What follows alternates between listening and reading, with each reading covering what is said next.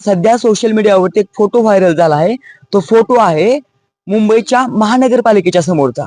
तिथल्या एका खांबावरती एक जिगरबाज मावळा आहे. तो जिगरबाज मावळा त्या ठिकाणी झेंडा अडकवतो आहे.